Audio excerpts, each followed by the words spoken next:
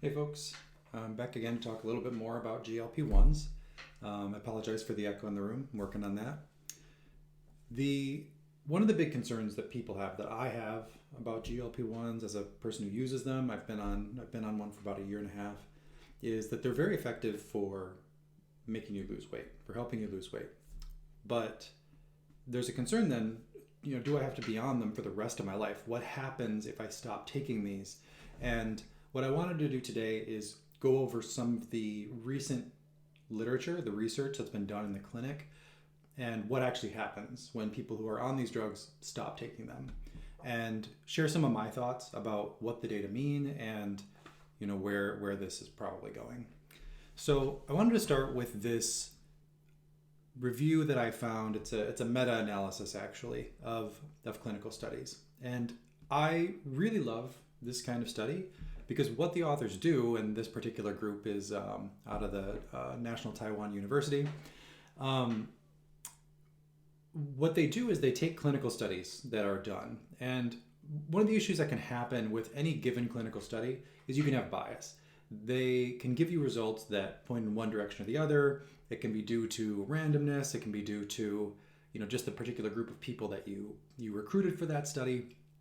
And what meta-analysis will do is look at many different studies, evaluate them for risk of bias, and then combine all the results together to give you a more holistic understanding of what the data is telling you. And so in this particular case, the authors looked at 18 randomized clinical trials, which together were almost 4,000 participants. So this is a really big data set looking at the effects of GLP-1s on weight loss, but then on discontinuation. So when you stop taking it, what happens to your weight? And unfortunately, what they found is that across these 4,000 participants, when people stopped taking the GLP-1s, they ended up gaining back a portion of the weight. So in this case, they gained back 5.6 kilograms on average. And so, people were gaining that weight back, and that's something we should talk about and try to understand as people who are interested in the science and the drugs, and like people like me who actually want to be on these treatments. So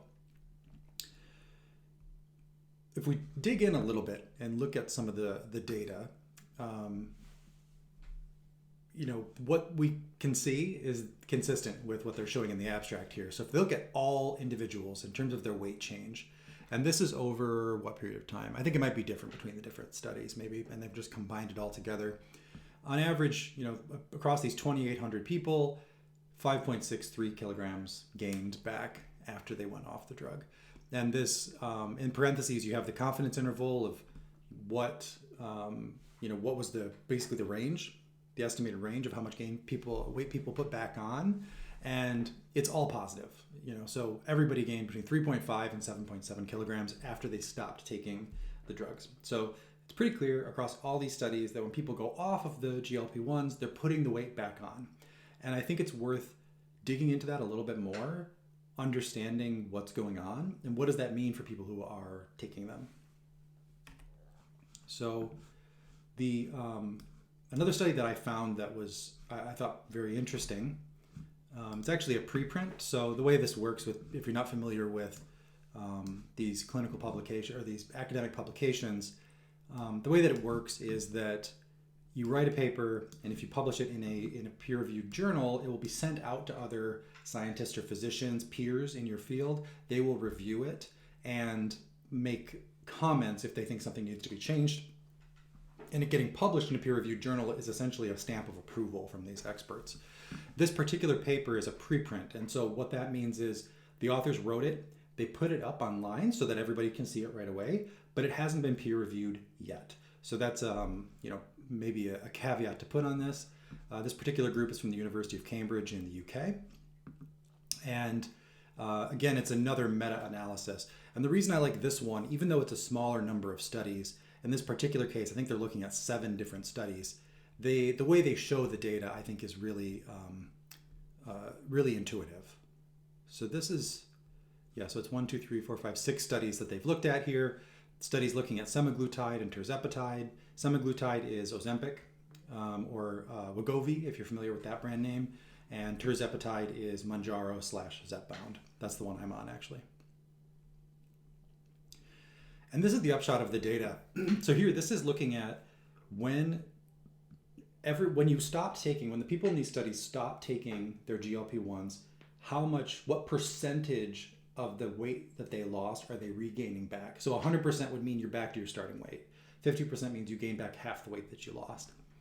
And each one of these lines that are in different colors, are representing one of the 6 studies that they looked at, and it's fit to this sort of curve that they think best describes the data. But I think that the take home here is that across these 6 studies, and both compounds, both semaglutide and tirzepatide, the take home is the same. The result is the same, that people were gaining their weight back. And, on average, it looks like by a year out, 52 weeks, a year out, people had gained back 50 to 60% of the weight that they lost. So that's not super encouraging. And for me as a patient, it's a little concerning because I want to keep the weight off, and I don't necessarily want to be on these drugs forever. I certainly don't want to be paying for them forever. So it's something to think about. One of the drawbacks are, I think, limitations of the way these studies are done. Is that to every one of these studies I've looked at, and I haven't reviewed each of these 6 in great detail, but the way they're designed is participants join the study, they're put on the drugs, they usually escalate their dose just like you would normally. And then after some period of time, after they've maybe gone a year, however long the study is, then the people go off the drugs cold turkey. No support, no programs, no weaning off of the drugs. It's just cold turkey, and then they rebound, their weight rebounds.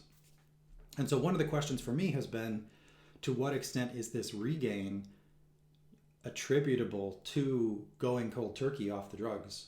And is there a better way to do this?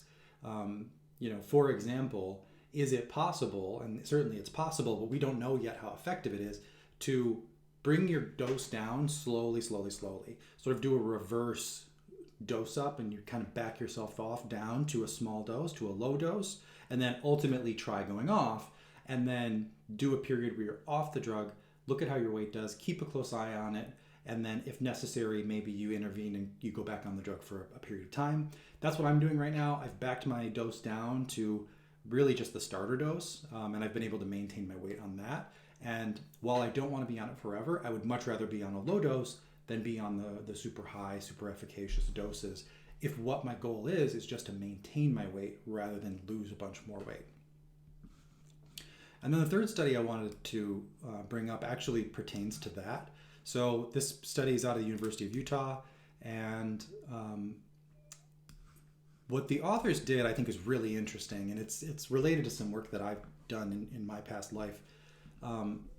The first thing they do is they talk about a couple of case studies. So these are just individual people who were on the drugs, and we're essentially looking at taking them less frequently. So not taking the injection every week, but doing it maybe every 10 days or every 2 weeks. And I don't think that the case studies are particularly illuminating. It's 2 individuals versus the data we were looking at before was 4,000 people. So that's, I think, it's not super useful. But what is really interesting about this is that the authors built a mathematical model to try to simulate what would happen based on what we know about weight regain and about weight loss when people are on these drugs and these different compounds and doses. What would happen if we were to, instead of going cold turkey and just stopping taking the drugs entirely, to instead space it out, right? So maybe you stay on the dose that you're on, but instead of taking it every week, you now do it every 2 weeks, or you do it every maybe even every 3 or 4 weeks. And that's what they're simulating here.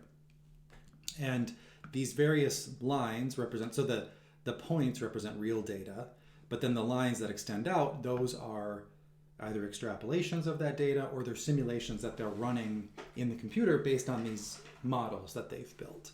And looking at, for each of these different drugs and doses, what would the effect be on weight loss if you went to different frequencies of taking the drugs? So let's focus on, here's tirzepatide. This is the name brand for this one is Zepbound at 10 milligrams, right? So that's an efficacious dose. Some people go up to 15. But let's say you're on this, you've taken it for, a year and a half, and you've lost 22% of your body weight. That's what they're assuming here. That, I imagine, is based on the clinical studies of the actual drug in real people. And then they looked at, well, what would happen if instead of taking it every week, which keeps you at that minimum weight, you went to every 10 days? And that's the green line. Apologize if anyone's colorblind. I don't think this paper is set up for that. But what they find is that based on their simulation and what we know about these drugs, that you would expect the person to equilibrate up. They gain back 3% of what 3% of the 22 that they had lost. They're up to 19. Similarly, if they do take the drug every 14 days instead of every 7 days, now instead of being down from 22, they're up to 16. So what this tells us, if we believe the underlying assumptions of the model, is that there's an intermediate solution, right? At least for now, that it's not all or none, that you have to be on the drug full-time forever, or you have to be off it cold turkey and you're going to gain back all this weight. But that we might be able to consider, okay, what if I take the drug every 2 weeks? I'm going to be able to maintain most of my weight. And this isn't, these models are based on the same data that I was just showing in the other clinical studies. So what if not only you had the opportunity to space out your dosing or to do maybe a lower dose, wean yourself off like I'm trying to do, but also you have other supporting behaviors, like you are doing strength training exercise, you're eating a high protein, low carbohydrate diet. These are the kinds of things that are going to help. I think some amount of rebound is just going to happen naturally when you go off of these drugs.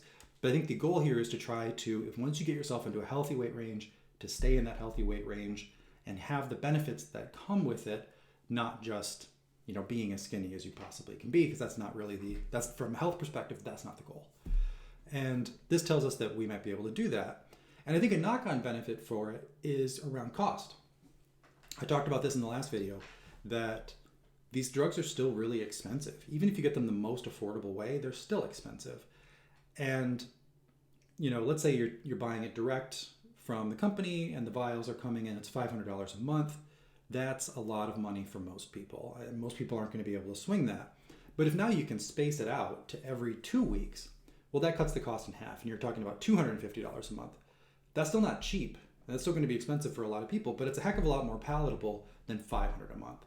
And so I think that if we start thinking about it in this way, it could potentially open up this as a solution for a lot of people who really need these health benefits, right, from these drugs.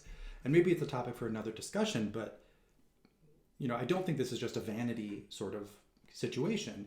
We live in a world where our food, at least in the United States, is ultra processed, high calorie, high sugar. It predisposes us to gaining weight, and it's hard to escape that, especially if you don't have tons of money to be spending at Whole Foods every weekend on the freshest produce and all of the time in the world to cook it. I think solutions like this help us. It shouldn't be this way. Our food system shouldn't be that way, but it is. And I think that this enables us to have a solution in the near term to improve our health, improve our overall wellness and outcomes. And that maybe by being able to space out the dosing, tighter, bring our doses down so we're not just quitting cold turkey, we can help keep those benefits for a longer period of time, and we don't have to stay on high dose medicine forever. So that's my 2 cents on it. It's an ongoing battle for me. I'm trying to maintain. I went off my tirzepatide for a few weeks because I got sick, and my weight started shooting back up. Do I think I actually gained 10 pounds in a week? No, but it kind of plays mind games with you. So I think there's a lot we still have to learn about this. The science is still relatively new. There's a lot we know. There's a lot we don't know. But I'm hoping that in the coming years we're going to learn a lot more about what are the most effective ways to lose the weight, to keep it off, and what are the most effective ways for us to make these solutions as accessible and affordable to as many people as possible. So I hope this was helpful. I plan to make more of these and dig into some of the actual literature and help people kind of see what's evolving, what are we learning on the ground as these clinical studies are being done, and how can we take that forward to advocate for ourselves as patients and also for our families. So with that, thank you very much. I appreciate your time, and have a great evening.